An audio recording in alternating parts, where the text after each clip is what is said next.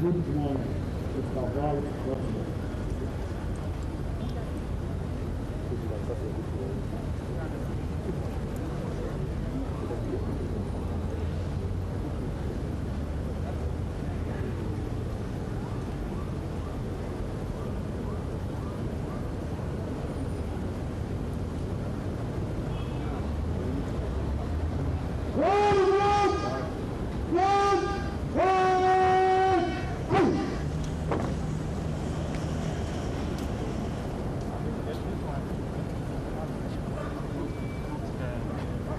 Yeah, number one, yeah.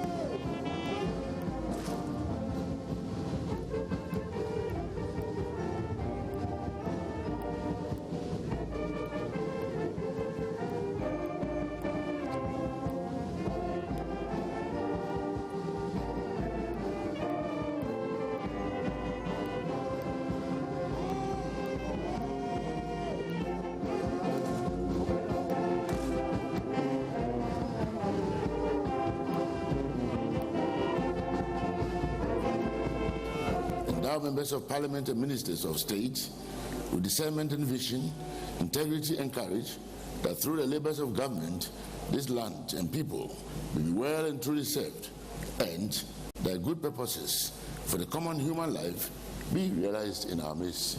Amen. O God, grant us a vision of our country, fair as it might be, a country of righteousness, where none shall wrong his neighbor, a country of plenty, where evil and poverty shall be done away with, a country of brotherhood, where all success shall be founded on service and honor shall be given to the deserving, a country of peace, where government shall rest on the will of the people and the love for the common good. Bless the efforts of those who struggle to make this vision a living reality. Inspire and strengthen our people, that they may give time, thought, and sacrifice to speed the day of the coming beauty of Ghana and Africa. Amen.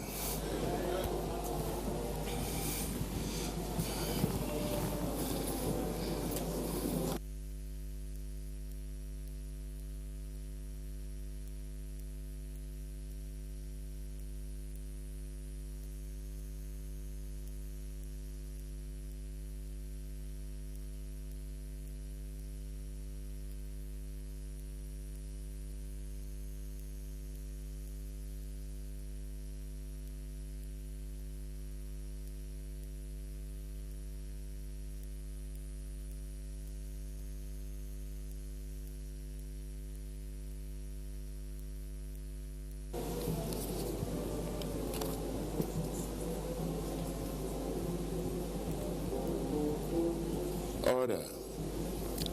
May I invite the Honorable Majority Leader and the Honorable Minority Leader to please join me to receive His Excellency, the President, at the lobby.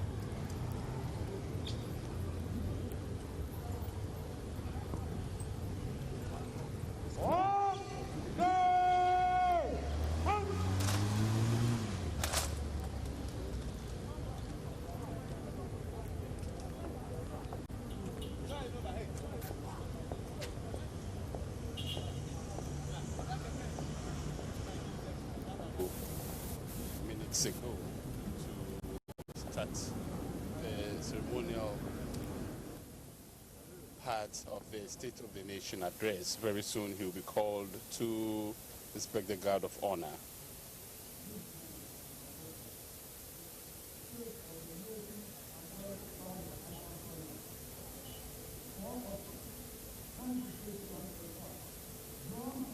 President, after having been elected again after the 2020 elections, which came off on the 7th of December 2020, will be delivering his final State of the Nation address for his first term in office today, Tuesday, the 5th day of January, the year 2021.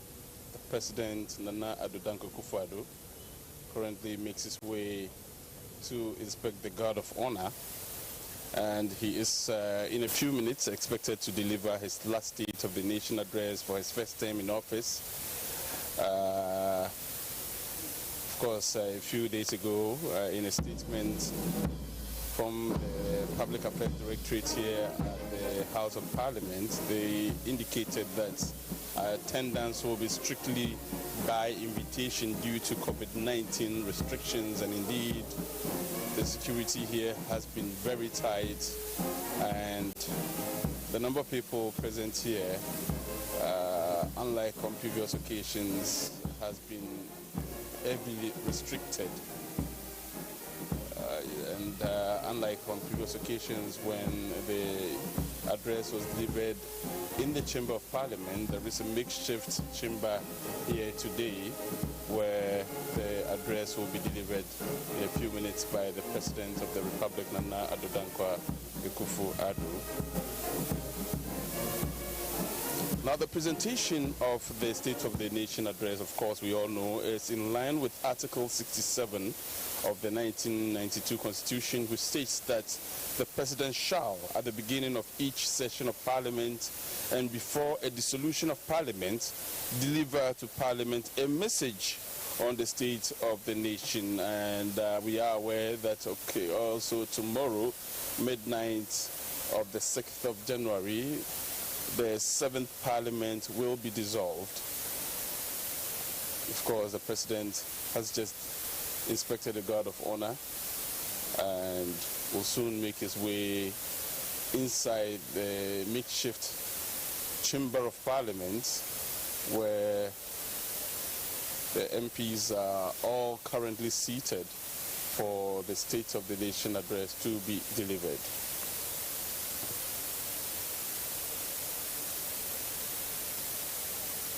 Because the 8th Parliament is expected to be sworn in on the dawn of the 7th of January 2021.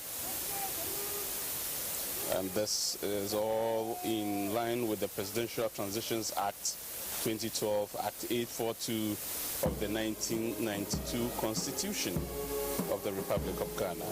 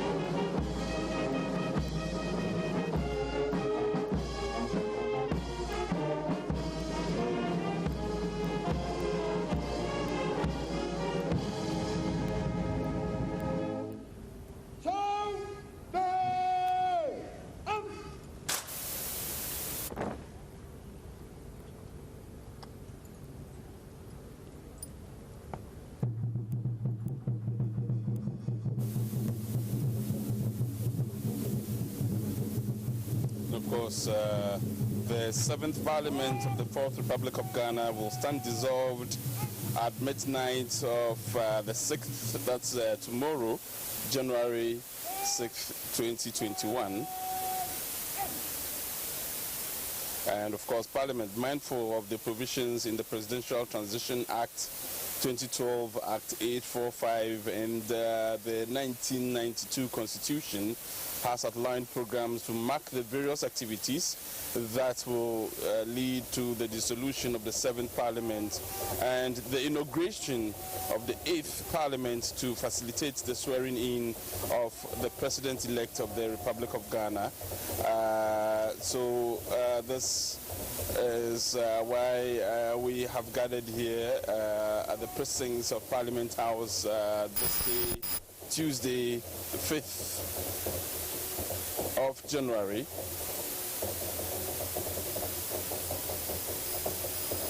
Of course, the final message on the State of the Nation address to be delivered in Parliament by His Excellency the President Nana Addo akufo-addo in accordance with Article 6.7 of the 1992 Constitution, and he has just finished with the ceremonial part of this event and has just stepped into the makeshift chamber of Parliament. Just by way of information, previous State of the Nation addresses were delivered in the Chamber of Parliament, somehow due to COVID-19 restrictions.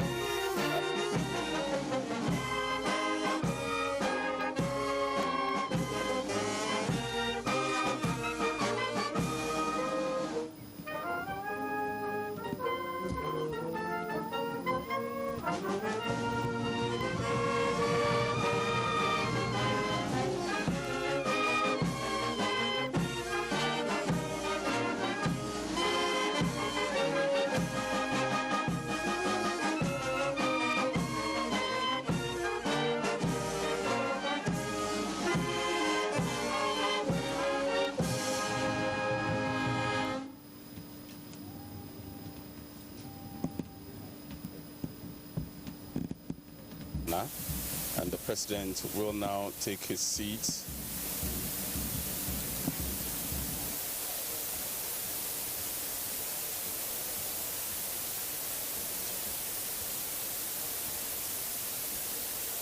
Last time the Parliament was dissolved was in 2017, 6th January, and before then, on the 5th of January, former President John Dramani Mahama also delivered his last State of the Nation address in line with the Constitution, the 1992 Constitution of Ghana, ahead of the dissolution of the 6th Parliament of the Republic of Ghana.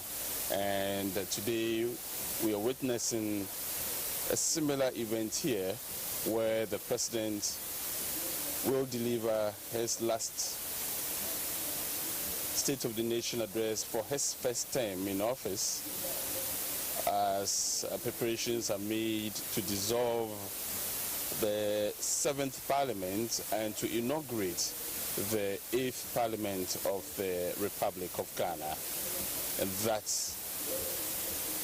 is in line and in accordance with provisions in the 1992 Constitution. Mrs. Rebecca Akufo-Addo. Honorable members, other honorable guests, honored guests include His Excellency, the Vice President of the Republic, Dr. Mahamudu Bawumia, and his wife, Mrs. Samira Bawumia. His Lordship, the Chief Justice, Justice Enini Yeboah, Chief Justice of the Republic, and other justices of the Superior Courts of Ghana. Madam Phyllis Ofori, spouse of the Chief Justice. Other honored guests include the former President of the Republic, His Excellency John Agyapong Kufuor, Nana Otuo Serebo II, Omahene of Dwabi, Chairman of the Council of State, and members of the Council of State. Chief of Staff at the Presidency, Mrs. Akosia Frima Osei Opare, Honorable.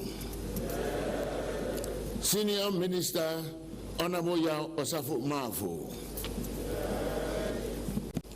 Honorable Hackman Owusu Agyapong, Member of the Parliamentary Service Board, spouse of former Vice President Hadia Ramatu Mahama, the Dean and members of the Diplomatic Corps, traditional and religious leaders, distinguished members. We also have leaders of political parties, the Honorable Freddie Blay, Chairman of the NPP, Mr. John Buedu, General Secretary of the NPP, eminent citizens of our country. We welcome all of you.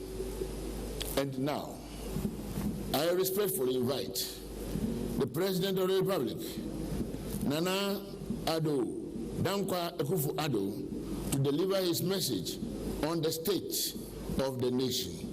Your Excellency, you may please address the nation.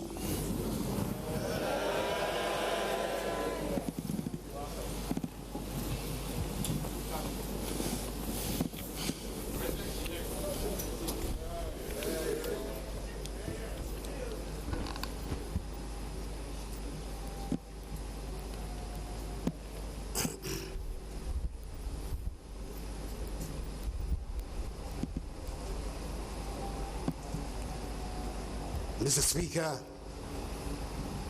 before I proceed, I'll beg the indulgence of the House to join me in standing up and observing a minute's silence in memory of the dynamic first President of the Fourth Republic, His Excellency Jerry John Rawlings, who sadly passed away on 12th November 2020.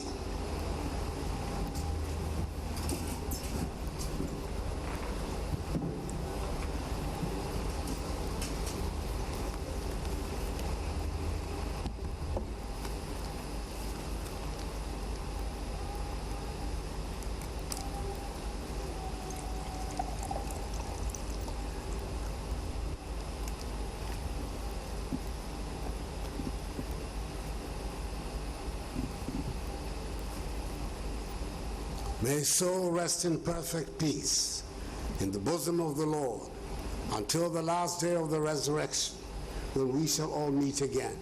Amen.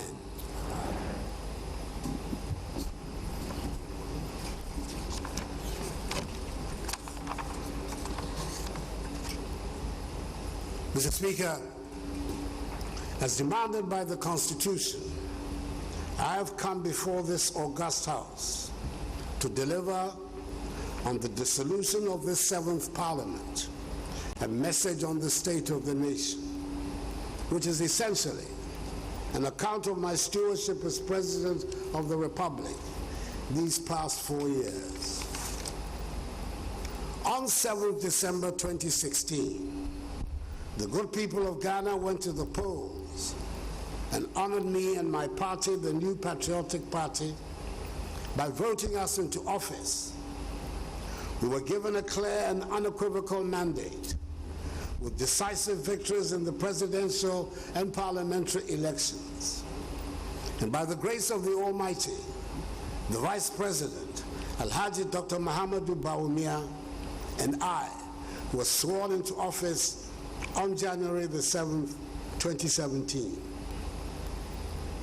We had presented to the people of Ghana during the campaign a clear plan of how we intended to grow and transform the economy.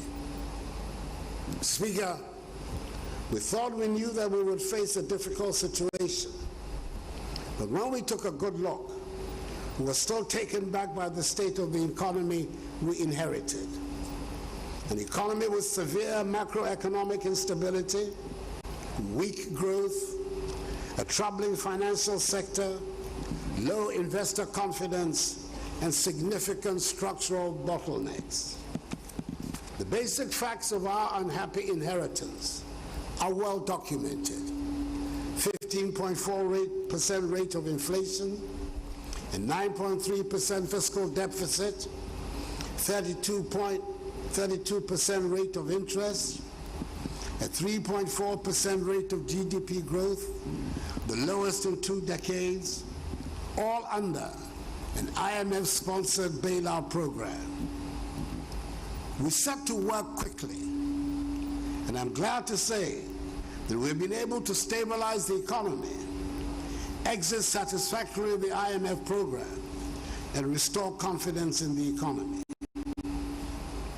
At the end of 2019, the economy was characterized by strong growth in response to implementation of government flagship programs, single-digit inflation, reduced fiscal deficits with 3 consecutive years of primary surpluses, relatively stable exchange rate, significant improvement in the current account with 3 consecutive years of trade surpluses, strong foreign exchange reserve buffers, and markedly reduced lending rates. The global pandemic of COVID-19 threatened to derail the progress chalked over the first 3 years of my administration. Its impact has led to the revision in GDP growth for 2020 from 6.8% to 0.9%, and later to 1.9%, to reflect significant slowdown in economic activities as a consequence of the effects of COVID-19 on lives and livelihoods. The proactive decisions taken by government to fight the pandemic, as well as revitalize and transform the economy with the 100 billion CD Ghana Cares or Batampa program, anchors bright prospects for the medium term. Government will continue to implement prudent fiscal measures to quicken the pace of fiscal consolidation. And in March this year, the Minister for Finance will come to this august house to provide further details on the measures to be taken to restore our country back to the path of economic recovery. Mr. Speaker, government in 4 years has recorded a number of significant milestones in our quest to formalize and modernize the Ghanaian economy. We believe it is the fairest and fastest way to achieve our goals. The National Identity Card rollout, the National Digital Property Addressing System, the interoperability of mobile money transactions, the introduction of the paperless operations at the port, e-business registration system, and access to digital financial services are all part of the drive to formalize our economy and enhance its productivity.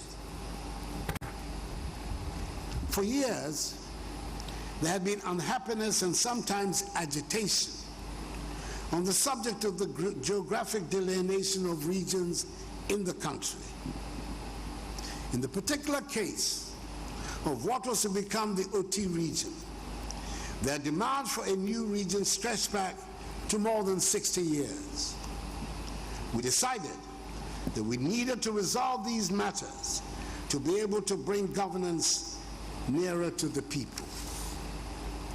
The constitutional processes for the creation of new regions was put in place, and after the petitions and stakeholder consultations, the people in the identified areas have the opportunity to vote in historic referenda.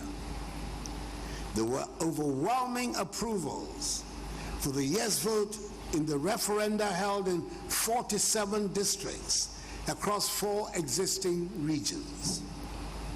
This led to the creation of 6 new regions, and we now have 16 instead of the 10 regions that existed at the start of my administration. 4 years ago, it sounded recklessly optimistic, but free SHS and free TVED are now entrenched parts of our educational setup.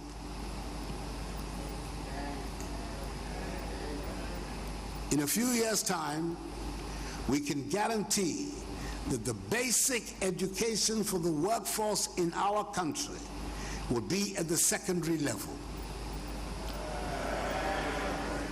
It is a transformational step that we have taken, which should quicken the pace of development all round and give us confidence in our future. In 2017, it appeared to some like the same old refrain when we said farmers and agriculture would get the highest priority.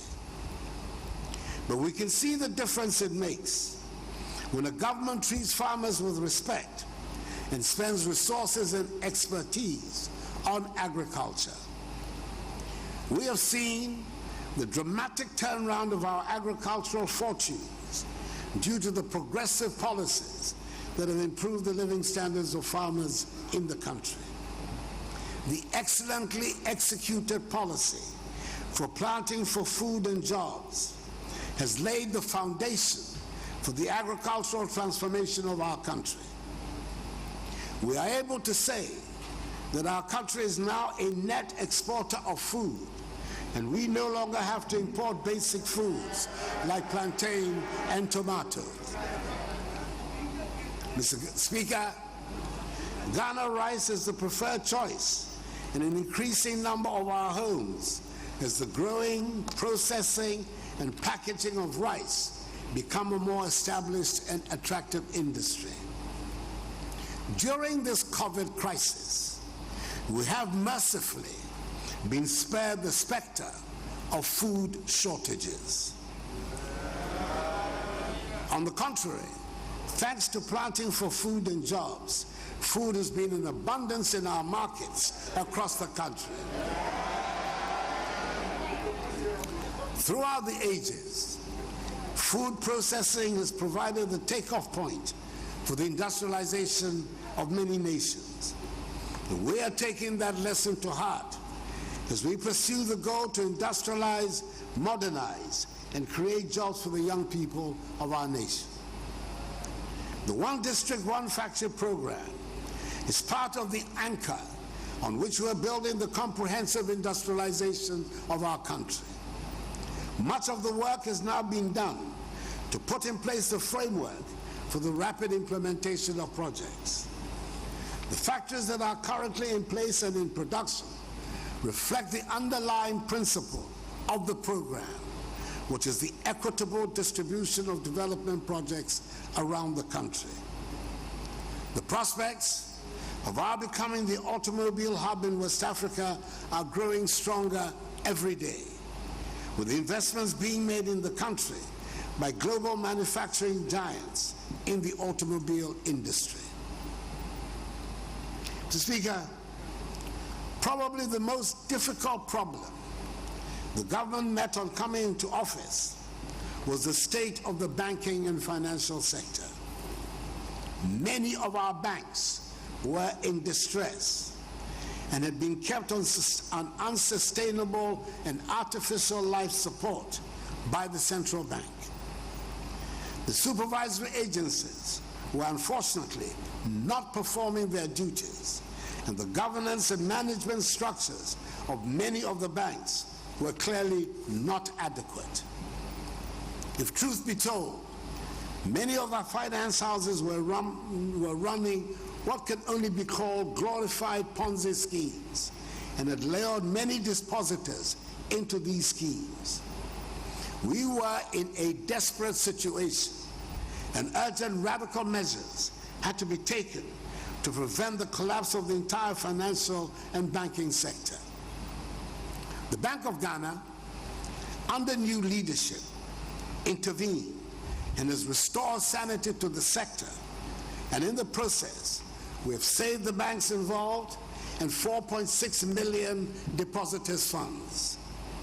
The government has had to find some 21 billion cedis to fund the cleaning up exercise. This exercise has enabled a more robust financial and banking services sector to emerge, the better to finance the rapid development of our nation. Speaker, there are painful lessons that we all have to imbibe from this debacle.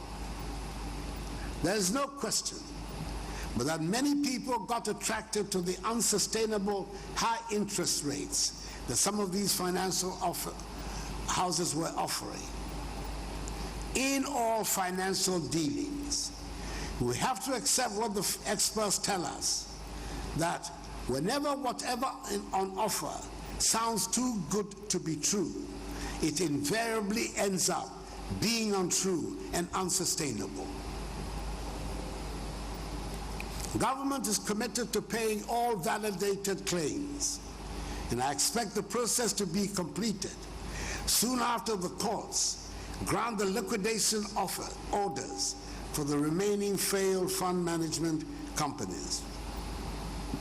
Mr. Speaker, since my assumption of office has increased annually the budgetary allocations to all the accountability institutions of state, including Parliament and the judiciary, with the latter, for example, being the beneficiary of 90 newly constructed courts across the country. Our security agencies have been equipped with more personnel and the requisite tools needed to maintain law and order, as well as protect the territorial integrity of our borders.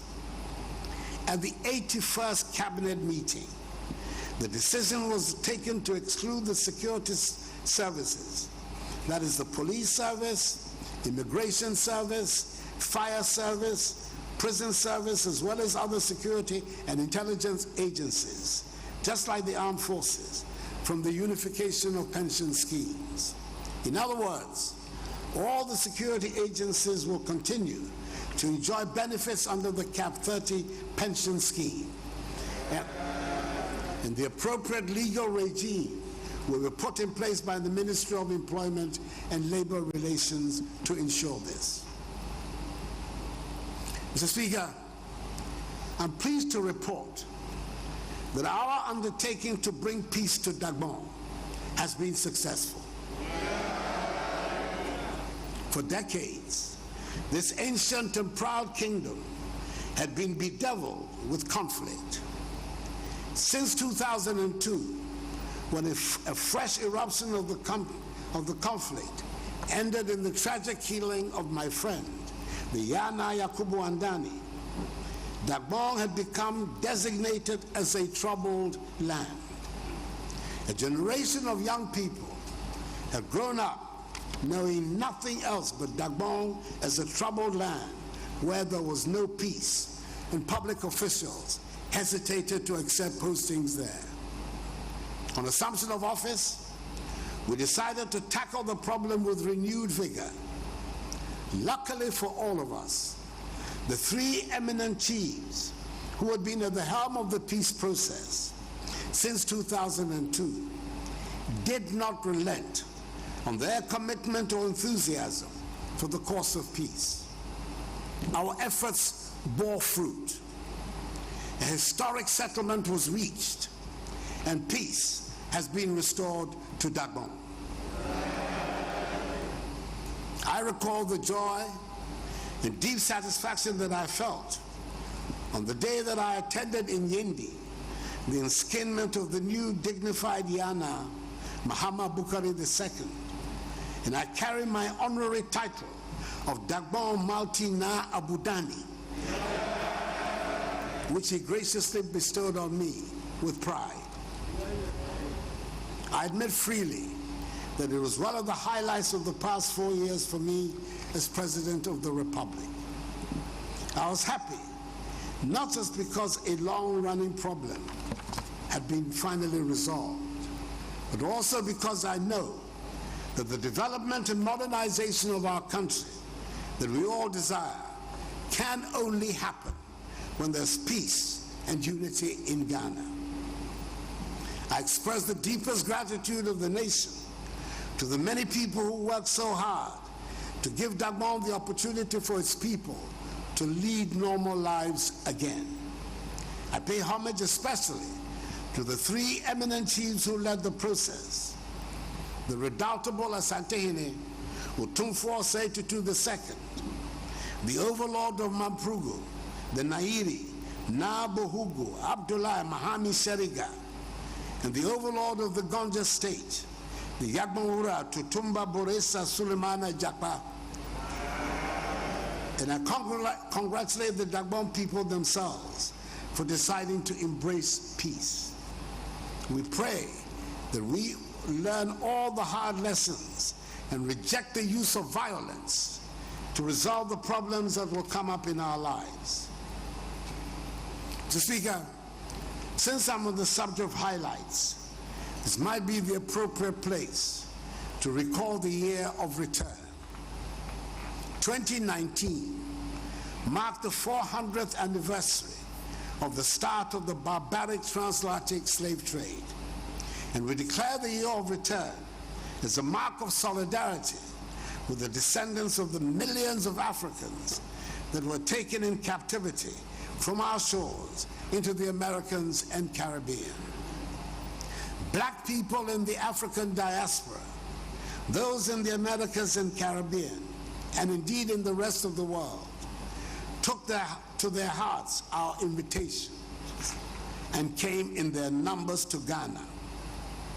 Our country throbbed to the sound of the returnees and the joy of finding a welcome after the trauma of 400 years of the horror of the slave trade. The young people of the world came to Ghana, and it was a good experience for all of us to play host to the world. We entered the year 2020 full of hope and the determination to build on the successes and joy of 2019, which ended on such a high note. Then the unexpected struck, and our world was literally changed overnight with the arrival of the COVID-19 pandemic. This pandemic has shaken economies and public health systems the world over and brought even some of the wealthiest and most developed countries to their knees. Over here in Ghana, our first priority in fighting the pandemic has been and will continue to be the health and safety of our citizens. We pioneered life-saving innovations that the WHO has since sought to replicate elsewhere. Our success thus far is a testament to the tireless work of our researchers, scientists, advisors, public health managers, frontline health care workers, hospital staff, contact tracers, and so many others who have dedicated themselves to the fight to keep Ghanaians safe.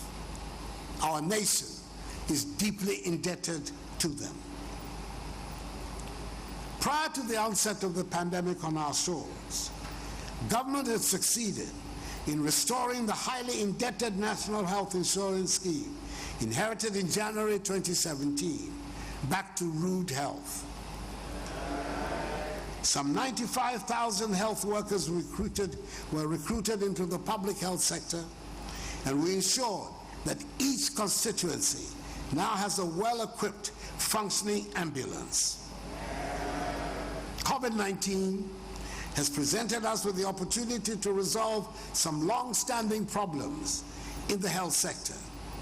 We have taken steps to resolve the problem of infrastructure deficit in the healthcare system once and for all, with the exemption of Agenda 111 and the start of the building of hospitals around the country. We are upgrading district hospitals where they exist and establishing new ones where they do not.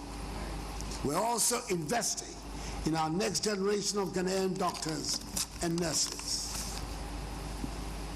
Throughout the period, I have tried to keep the Ghanaian people informed with regular broadcasts so we all know what is going on. This has led to the phrase fellow Ghanaians attaining a new status, as Ghanaians brought their famed ingenuity to find relief in the doom of the devastation being wreaked by the pandemic. Our artists and designers have brought their expertise to bring unexpected relief We're wearing the fellow Ghanaians, and this too shall pass fabric with pride and the knowledge that we're able to find something positive out of the darkest events. I've had a team of dedicated Ghanaian professionals formed into a task force who have been advising me throughout the crisis, and I'm extremely appreciative of them and all those who have risen to the occasion and helped us to cope with the crisis. I'm using this opportunity to again remind all of us that the pandemic is still with us, and we have to maintain the protocols to keep us safe. Mr. Speaker, these past 4 years, it has been a joy and a great privilege to serve our nation as president. There were many moments of great satisfaction, some moments of frustration, and some moments of disappointment. That is not saying anything special. That is life, and I did not expect that everything the government tries to do would have universal acceptance. There is one subject, though, which I believe we, the people, need to have an open conversation, and that is the phenomenon of galamsey. Should we allow or not allow galamsey? The illegal mining that leads to the pollution of our water bodies and the devastation of our landscape. As I have said often, the Almighty having blessed us with considerable deposits of precious minerals, there would always be mining in Ghana. Indeed, there has always been mining in Ghana. The problem we have is the use of modern technology that leads to the illegal mining methods, posing serious dangers to our water bodies and the health of our environment. The pollution of our rivers and water resources has been so acute on occasion that the Ghana Water Company is unable to afford the distilling of water to make for safe drinking. We have to talk about galamsey. We who are leaders owe it to the country to take the subject out of the party political arena and have an honest conversation about this menace to our future. Mr. Speaker, by dint of hard work, we have ensured that presently our country's reputation amongst the Committee of Nations is high.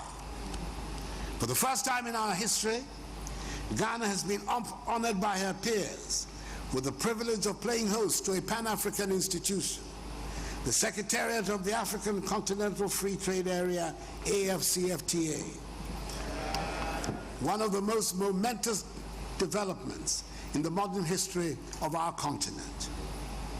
I've also been honored to follow in the footsteps of my predecessor presidents, specifically their excellencies Jerry John Rawlings, John Agyapong Kufuor, and John Dramani Mahama, with my appointment as chairperson of the Authority of Heads of State and Government of the Economic Community of West African States, ECOWAS. I'm aware of the enormity of the task ahead, and I assure the community that I'll discharge my duties to the best of my abilities. Mr. Speaker, I would like to say a special thank you to the members of this august House, to the members of this 7th Parliament in our 4th Republic.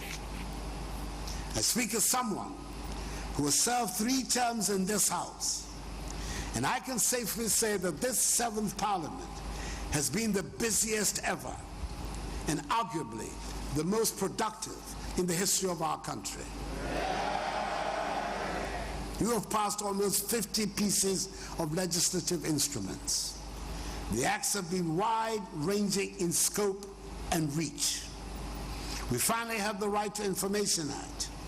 We have an Office of Special Prosecutor Act. The Ghana Integrated Aluminum Development Corporation Act. The Ghana Integrated Iron and Steel Development Act. The Witness Protection Act. The Lands Act. The Historic Private Members Bill, and lots more. In many ways, you have helped transform Ghana, and you have every right collectively to be proud of the work you have done. Speaker, the next Parliament is not going to be anything like this one that ends today. I do not suggest that the House might not be as busy, but the sitting arrangements, the source and decibel levels of sound from the House would certainly be different. The good people of Ghana have spoken and given Parliament an almost equal strength on both sides of the House. We have no choice but to work with the consequences of the desires of the people. The House would have to be more accommodating of each other's views and probably devise new ways of conducting its affairs in the interest of the good governance of our people. I am thankful to the Ghanaian people and to the Almighty that I have been given a clear mandate to govern the country for 4 more years, and thereby given the opportunity to complete tasks, consolidate some of the far-reaching measures we have introduced, and initiate further changes and adjustments to policies and practices. The Constitution demands that we go to the people after 4 years to ask for a mandate, and we must listen to the voice of the people. I said during the election campaign, and it is my firm and passionate view, that I should only be president in a fairly conducted election, which I believe in all sincerity the election of 7th December was. I recognize that my main opponent in the election, the former President John Dramani Mahama, has gone to the Supreme Court to seek its intervention and grant reliefs that he believes were compromised in the conduct of the elections. It is good for the nation that in the end he chose the legal path, instead of the pockets of violence that have attended the rejection of the results by his party in the period after the elections. We all have to make a deliberate decision to invest in the rule of law and uphold the integrity of the institutions of our state, so that no person or group of persons take the law into their own hands with impunity. Mr. Speaker, it has been my great pleasure and exceptional privilege these 4 years to have served as president of our beloved country. I'm grateful to you, this honorable House, for its cooperation in the enterprise to attain our common goal and aspiration of advancing the peace, progress, and welfare of the Ghanaian people. I will see some of you in February. And those of you who will not be present have my best wishes for the future. May God bless the Parliament of the Fourth Republic and us all. And may God bless our homeland Ghana and make it great and strong. I thank you for your attention.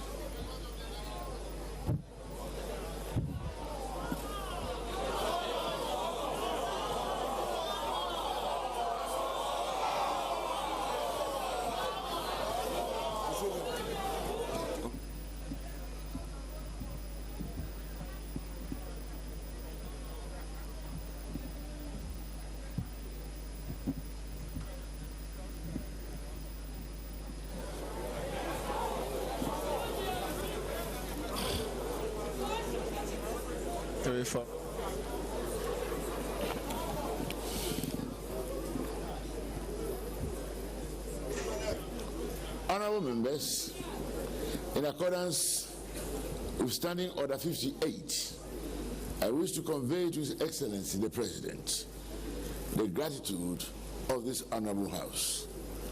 I seize this opportunity to express our appreciation to the Ghana Armed Forces, the various security agencies, and our own internal security for their services which have ensured the smooth success of this function. Honorable members, again, in accordance with our practice, a formal communication will be sent to His Excellency the President after the House has debated this message. The full debate on the message will commence at a time to be determined by the Business Committee.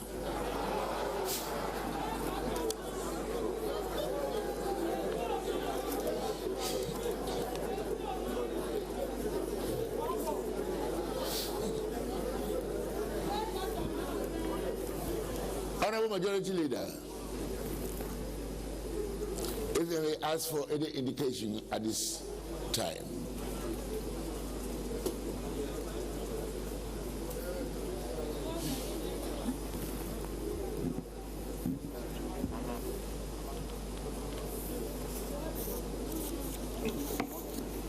Speaker,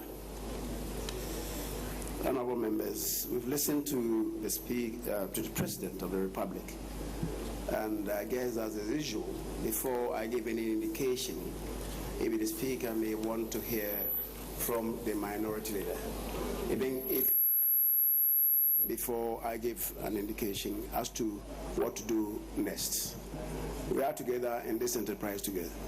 Mr. Speaker, thank you.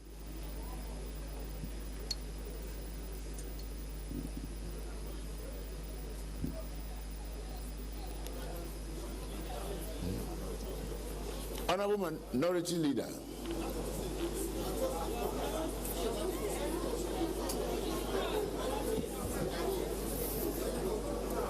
Mr. Speaker, I see motion item 4, and it's my expectation that the Majority Leader would have moved that motion, but it is not out of place that I do it. That this Honorable House thanks His Excellency the President for the message on the state of the nation. We will do so, Mr. Speaker, as you rightly pointed out, but to remind the President that Parliament is not almost in the 8th Parliament. The numbers we are certain, if the Chima is added, we would have a majority.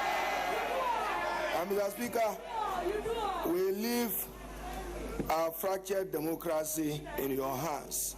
Conspicuously lost in your speech is the loss of lives in Techima and other parts of Ghana. We have an economy which is hugely debt-driven. We have a bag of corn selling for 200 Ghana in Tamale, yet the economy in Ghana is doing well. We will thank you. We will thank you for serving Ghana well. I will not open the debate today.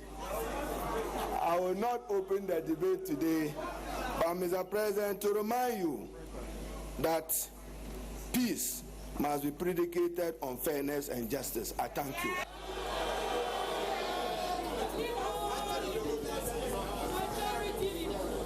Honorable Minority Leader, did I respectfully hear you seconding a motion for adjournment?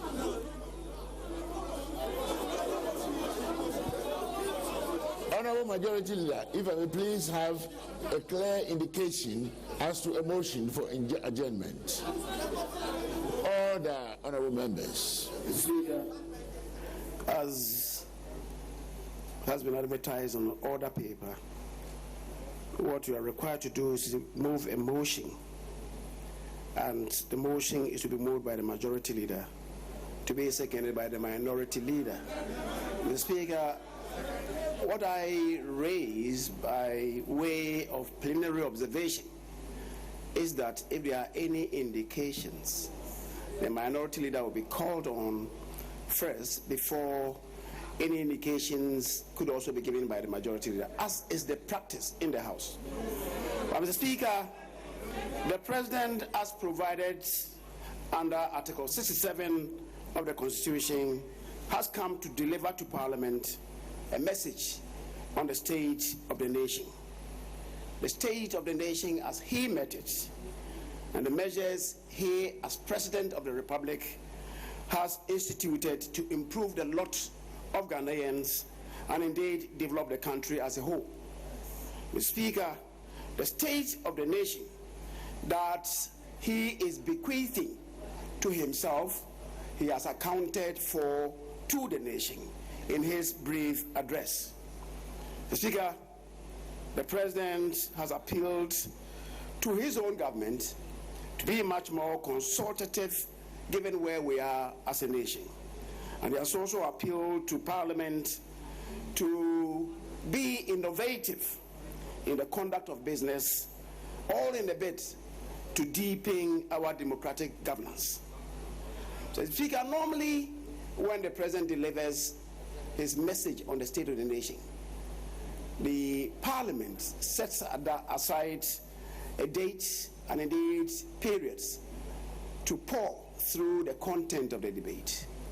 Given where we are, the last State of the Nation address given by the President at the dusk of his own life and at the dusk of Parliament's life, there's virtually no space to debate the content of that message. Perhaps, to be innovative, we should devise a scheme to interrogate the content. But for now, no such message has been debated in the House. Mr. Speaker, for those of them who decide to be very speculative and live in the dream world, reality check would show where we are as a nation. Mr. Speaker, people should be woken up from their dreamland. But we are not there yet. In the scheme of Parliament arrangement, there's no hung Parliament. There's no hung Parliament in Ghana. There is always a majority caucus. By our own rules, there are only two caucuses in the House: majority, minority. Wherever the pendulum swings, Mr. Speaker, that group will constitute the majority. People should learn the rules of procedure in this House. Mr. Speaker, accordingly, I want to move that this Honorable House thanks the President for the message on the state of the nation which he has delivered to the House this day, Tuesday, the 5th of January, 2021. I so move. The Speaker. Honorable Minority Leader, please. Mr. Speaker.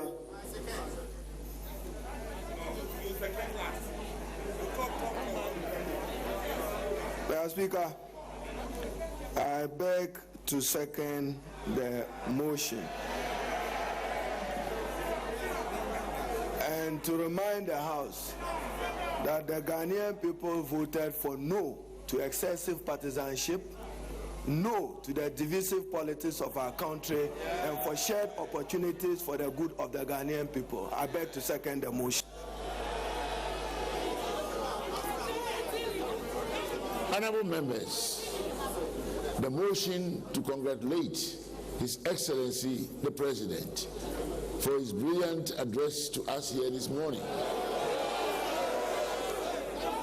has been moved by the Majority Leader and seconded by the Minority Leader. All those in favor say aye. Those against say no. The ayes have it. Honorable Majority Leader, any further indication at this time? Speaker, having listened to the President of the Republic, and as usual, and as dictated by convention and practices of this House, Speaker, you may adjourn proceedings for the day. Thank you. Thank you very much, Honorable Majority Leader. Yes, Honorable Minority Leader. Speaker, we are in your good hands. Thank you. The motion for adjournment has been moved and duly seconded. All those in favor say aye. Those against say no. The ayes have it.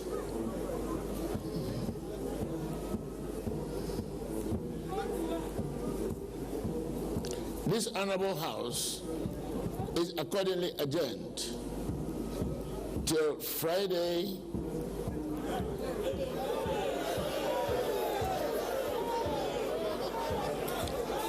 till tomorrow, 10 o'clock in the forenoon.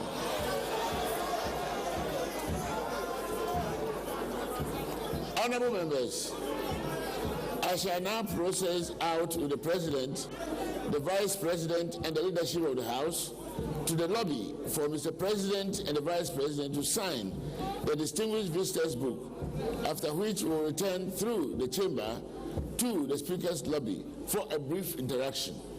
Meanwhile, honorable members and our invited guests are entreated to kindly remain by your seats during the process.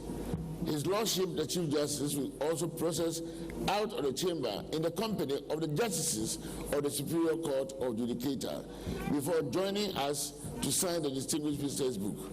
The House stands adjourned to tomorrow accordingly. Thank you very much, honorable members. Thank you, Mr. President.